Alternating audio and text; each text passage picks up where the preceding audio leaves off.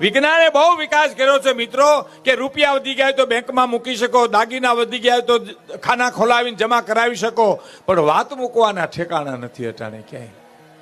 કોને વાત કરવી સાહેબ? અંતરના ઊંડાણની તો કોક વેધુને કહેવાય.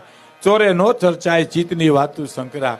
અને કોઈ પણ માણસનું આંસુનું ટીપું તમે ડોક્ટરને દો તો કહી દે કે 8% ક્ષારનો ભાગ છે, ખારાશનો ભાગ છે. પણ દુનિયાભરના ડોક્ટરોને ભેળા કરીને એટલું પૂછો કે સાહેબ આ આંસુ સુખનું છે કે દુઃખનું છે, એ તો કહી દો. વિજ્ઞાન નાનું પડશે સાહેબ.